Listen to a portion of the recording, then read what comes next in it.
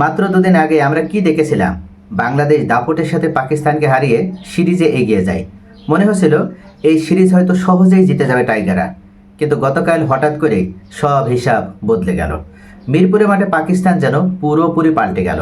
তার আগে একটি পরিসংখ্যান দিই যে বাংলাদেশ গত লাস্ট 9 ম্যাচে 2বার তারা অনলি 50 ওভার খেলতে পেরেছে, অর্থাৎ 250+ রান তো দূরে থাক, তারা এই 274 রান যে টার্গেট করে বা শেষ করে জিতবে এটা কল্পনা করাটাও অন্যায়। বাংলাদেশের ক্ষেত্রে হয়েছেও তাই। তারা এই রান টার্গেটে নেমে বা শেষ করতে নেমে 114 রানে যে অল আউট হয়ে যাবে এটাও হয়তো অনেকে কেউ ভাবেনি, কিন্তু দলটা যখন বাংলাদেশ তখন এমনটা তো হতেই পারে। মিরপুরের মাঠে পাকিস্তান প্রথম দিন 114 রানে অল আউট হয়েছিল, সেটাই যেন পুনরাবৃত্তি করলো বাংলাদেশ, তারাও সেই 114 রানে অল আউট। 274 রান তুললো পাকিস্তান প্রথমে ব্যাট করে, এবং বাংলাদেশ অল আউট হয়ে গেল 114 রানে। প্রশ্নটা খুবই পরিষ্কার, বাংলাদেশ কি হঠাৎ এত দুর্বল হয়ে গেল, নাকি পাকিস্তানি ম্যাচটা কৌশলে বের করে নিয়েছে? আজকের ভিডিওতে আমরা বিশ্লেষণ করব বাংলাদেশ 5টি বড় ভুল করেছে, যার কারণে এই ম্যাচে পুরোপুরি তাদের হাতছাড়া হয়ে গেছে। শুরুতেই ভুল বোলিং পরিকল্পনা। প্রথম ভুলটা হয়েছে বোলিংয়ে। পাকিস্তানের ওপেনিং শুরুটা কিন্তু খুব একটা ভালো ছিল না, কিন্তু বাংলাদেশের বোলাররা সেই চাপটা ধরে রাখতে পারেনি। একমাত্র মাস সাদাকাত বাংলাদেশের বোলারদেরকে পিটিয়ে যেভাবে তিনি টি20 ফরম্যাটের মতো করে রানটা নিয়ে যাচ্ছিল, সেখানে ক্যাপ্টেন মিরাজের সম্পূর্ণভাবে ভুল পরিকল্পনার কারণে মাস সাদাকাত এত দূর এগোতে পেরেছে। সাহিবজাদা ফারহান তিনি সেভাবে কিন্তু বল তিনি ফেস করতে পারছিল না, এবং তার স্ট্রাইকও আমরা যদি দেখি তাহলে অনেক তার কম ছিল স্ট্রাইক রেটটা। কিন্তু মাস সাদাকাত 62 বলে 75 রান, এই রানটাই মূলত সব থেকে বেশি এগিয়ে দিয়েছে পাকিস্তানকে, যার কারণে তারা আপনার প্রথম উইকেটেই 100+ রান করে ফেলে। পাকিস্তানের ব্যাটার পরবর্তীতে মাস সাদাকাত আউট হয়ে গেলে সালমান আলী আগা এবং মোহাম্মদ রিজওয়ান তারাও একটা বড় জুটি গড়ে তোলে। ধীরে ধীরে তারা রানটাকে বাড়তে থাকে, কিন্তু এই জায়গায় বাংলাদেশ সব থেকে বড় ব্যর্থতার পরিচয় দিয়েছে বাংলাদেশ বোলাররা। বাংলাদেশের বোলাররা কখনো ধারাবাহিক হতে পারে না। আগের ম্যাচে আমরা দেখেছিলাম নাহিদ রানা 5 উইকেট নিয়েছিল, তাকে নিয়ে অনেক আলোচনা হয়েছে, তাকে নিয়ে অনেক আমরা ভালো কিছু পরিকল্পনার কথা উল্লেখ করেছি, কিন্তু বাস্তবতা আমরা দ্বিতীয় ম্যাচেই দেখলাম যে বাংলাদেশের বোলাররা কতটা আনপ্রেডিক্টেবল। ধারাবাহিকতার অভাব থাকতে পারে, কিন্তু তাই বলে দ্বিতীয় ম্যাচে এসে নাহিদ রানা এতটা বাজে বল করবে? 10 ওভার বল তো করতেই পারল না, 7 ওভার বল করে সে রান দিল 47। কি করে এই বোলারগুলো নিয়ে আমরা আশাবাদী হতে পারি? কি করে এদের উপরে আমরা ভরসা রাখতে পারি?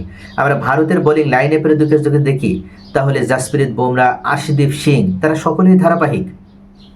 সেই জায়গায় বাংলাদেশে এখন পর্যন্ত আপনি একটা ধারাবাহিক বোলার দেখাতে পারবেন না যে যার উপরে চোখ বুঝে আস্থা রাখা যায়। ফলাফল তাই হয়েছে, বাংলাদেশকে পিটিয়ে শেষ পর্যন্ত 274 রান তুলতে সক্ষম হয়েছে পাকিস্তান। আর আমরা দেখেছি টার্গেটে ব্যাট করতে নেমে বাংলাদেশ 114 রানে অল আউট। আর একটা বাংলাদেশের বড় সমস্যা যেটা হচ্ছে মিডিল অর্ডারে বাংলাদেশের সবচেয়ে বড় ভুল হচ্ছে বাংলাদেশের বোলাররা মিডিল ওভার উইকেটে নিতে পারেনি। এই সময়টাই ম্যাচের টার্নিং পয়েন্ট ছিল, কারণ ওয়ানডেতে ক্রিকেটে যদি 20 থেকে 40 ওভারের মধ্যে উইকেট না পড়ে তাহলে ব্যাটিং দল বড় স্কোর করে ফেলে। পাকিস্তান ঠিক সেটাই করেছে। বাংলাদেশ তখন শুধু রান আটকানোর চেষ্টা করেছে, কিন্তু তারা উইকেট নিতে সম্পূর্ণভাবে ব্যর্থ হয়েছে। 3 নম্বরে তাদের ফিল্ডিংয়েও মারাত্মক ভুল হয়েছে। এই ম্যাচে বাংলাদেশ ফিল্ডিংও খুব ভালো ছিল না, কিছু গুরুত্বপূর্ণ ক্যাচ মিস হয়েছে। ফিল্ডিংয়ের এই ছোট ছোট ভুলই অনেক সময় ম্যাচ ঘুরিয়ে দেয়, কারণ আন্তর্জাতিক ক্রিকেটে একটা ক্যাচ মানে একটা ম্যাচ বাঁচানো, যেটা গতকাল বাংলাদেশ করে দেখাতে পারেনি। চতুর্থ পর্যায়ে বাংলাদেশের ব্যাটিংয়ে ধস, সবচেয়ে বড় বিপর্যয় হয়েছে ব্যাটিংয়ে। 274 রান তাড়া করতে গিয়ে বাংলাদেশের ব্যাটিংয়ে টপ অর্ডার একদম পুরোপুরি ব্যর্থ হয়েছে। 15 রানে 3 উইকেট পড়ে যায়। বিশেষ করে নাজমুল হোসেন শান্ত যেভাবে বোল্ড আউট হয়েছে শাহিন শাহ আফ্রিদির বলে, এটা সত্যি একটা দৃষ্টিকটু। একজন প্রতিষ্ঠিত এবং এক্সপেরিয়েন্সড ব্যাটসম্যানের কাছ থেকে কখনো এ ধরনের উইকেট বিলিয়ে দিয়ে আসা কাম্য হতে পারে না। একদম প্রথম বলে সে কিনা বলটা ডিফেন্স করতে পারত, কিন্তু বলের লাইনই সে খুঁজে পেল না, তার ফুটওয়ার্ক ঠিক মতন হয়নি, আর এই ফুটওয়ার্ক ঠিক মতন না হওয়ার কারণে সরাসরি বোল্ড আউট হয়ে গেল। ঠিক আগের বলে আমরা দেখেছিলাম সাইফ হাসান সে আউট হয়েছে, এরপরে নাজমুল হোসেন শান্ত আউট হলো, আর তানজিদ হাসান সাকিব সে আরও একবার প্রমাণ করলো যে সে ছোট দলের সাথে ছোট টার্গেটে সে বড় তারকা। যখনই তার সামনে বড় টার্গেট থাকে তখন সে ছোট তারকা হয়ে যায়। আগের দিন মাত্র 115 রান শেষ করতে নেমে যেভাবে ব্যাট করলো, অর্থাৎ 42 বলে 62 রানের একটা দুর্দান্ত ইনিংস খেলেছিল। মনে হচ্ছিল যে তানজিদ হাসান সাকিব সে পাকিস্তান সিরিজে ভালো কিছু করবে, কিন্তু দ্বিতীয় ম্যাচেই আমরা দেখলাম 5 রান করে আউট হয়ে গেল, একেবারে ফুল অফ। ব্যাট যে করলো তানজিদ হাসান সাকিব সে কোনোভাবে তো ব্যাটের নাগালই পেল না। ওই শাহিন শাহ আফ্রিদির বলেই কি করলো, ক্যাচ উঠিয়ে দিল, অর্থাৎ লেগ অনে সে ক্যাচ উঠিয়ে দিল। তার এই যে চরম ব্যর্থতা সে প্রমাণ করে দিল। সে ক্রিস গেল হতে চেয়েছিল, সে ক্রিস গেল তো দূরে থাক, ক্রিস গেলের বাদশা হওয়ারও যোগ্যতা রাখে না।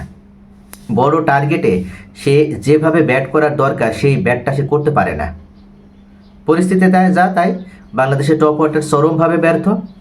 এবং এরপরে লিটন দাস যদিও আশা আকাঙ্ক্ষার প্রতীক হয়ে উঠেছিল, কিন্তু Liton Das part time bowler, মাঝ সাদাকাতের বলে সে কিনা কী করতে গেল, সুইপ খেলতে গেল।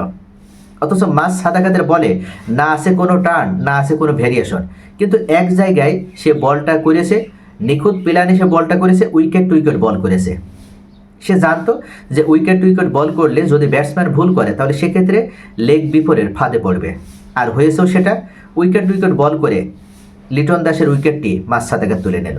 আর লিটন দাসের উইকেট পড়ার পর বাংলাদেশের ব্যাটিং লাইন আপ যেন তাসের ঘরের মতন দুমড়ে মুচড়ে ভেঙে পড়ে। শেষ পর্যন্ত 114 রান তারা সংগ্রহ করতে পারে। পঞ্চম, বাংলাদেশের পাকিস্তানের বোলিং পরিকল্পনা। এখানে পাকিস্তানের কৃতিত্ব দিতে হবে। তাদের বোলাররা খুব পরিকল্পনা করে বোলিং করেছে, বিশেষ করে নতুন বলে আক্রমণাত্মক বোলিং। বাংলাদেশের ব্যাটারদের ভুল শট খেলতে বাধ্য করেছে, ফলে একের পর এক উইকেট পড়ে যায়। আমরা 6 নাম্বার যদি দেখি তাহলে মানসিক চাপ। বাংলাদেশের আরেকটি সমস্যা হলো মানসিক চাপ। প্রথম ম্যাচ জেতার পর হয়তো দল একটু আত্মবিশ্বাসী হয়ে গিয়েছিল, কিন্তু পাকিস্তান দ্বিতীয় ম্যাচে অনেক বেশি আগ্রাসী ছিল। এই মানসিক চাপই ম্যাচের বড় পার্থক্য তৈরি করে দিয়েছে। অর্থাৎ সিরিজ জেতার পূর্বেই বাংলাদেশ যদি একটা ম্যাচ জেতে তাহলে আমরা যেভাবে মিডিয়াতে বাংলাদেশকে বড় করে, ক্রিকেটারদেরকে বড় করে আমরা যতটা তাদেরকে প্রশংসা করি, প্রেস করি, এই জায়গাটাই সবথেকে বড় একটা হতাশা তৈরি করে দেয় ঠিক পরের ম্যাচেই বাংলাদেশ ক্রিকেটাররা। সেটার ব্যতিক্রম তারা এই দ্বিতীয় ম্যাচেও করলো না। এখন প্রশ্ন, সিরিজ কোথায় গিয়ে দাঁড়াবে? এই জয়ের ফলে সিরিজ এখন 1-1 সমতায়, আর অর্থাৎ শেষ ম্যাচটাই নির্ধারণ করবে কে জিতবে পুরো সিরিজ। আগামীকাল সেই ম্যাচ। এখন সকলের চাওয়া যে বাংলাদেশ সিরিজটা জিতবে নাকি পাকিস্তান জিতবে। বাংলাদেশ সিরিজটা জিতলে তারা র্যাঙ্কিংয়ে 9 নম্বরে চলে আসার যে সুযোগ সেটা তারা পাবে, কিন্তু সিরিজ হারলেই বাংলাদেশকে র্যাঙ্কিংয়ে ওই 10 নম্বরেই থাকতে হবে। বাংলাদেশের সামনে এখনও সুযোগ আছে, কিছু বিষয় ঠিক করলেই তারা ম্যাচ ঘুরে যেতে পারে। প্রথমত টপ অর্ডারকে দায়িত্ব নিতে হবে, দ্বিতীয়ত মিডল ওভারে উইকেট নিতে হবে, এবং তৃতীয়ত ফিল্ডিং উন্নত করতে হবে। আর সবচেয়ে গুরুত্বপূর্ণ, চাপের সময় ঠান্ডা মাথায় খেলতে হবে। ক্রিকেট খুবই অনিশ্চিত খেলা, আজ যারা জিতেছে কাল তারাই হারতে পারে। বাংলাদেশ যদি ভুলগুলো থেকে শিক্ষা নিতে পারে তাহলে সিরিজের শেষ ম্যাচে আবারও ঘুরে দাঁড়ানো সম্ভব, কিন্তু যদি একই ভুল আবারও হয় তাহলে পাকিস্তানি সিরিজ জয়ের সবচেয়ে বড় দাবিদার হয়ে উঠবে। এখন প্রশ্নটা আপনাদের কাছে, বাংলাদেশকে সিরিজে কামব্যাক করতে পারবে নাকি পাকিস্তানি শেষ ম্যাচ জিতে সিরিজ নিয়ে যাবে? আপনাদের মূল্যবান মতামত কমেন্টে জানান। সকলে ভালো থাকুন।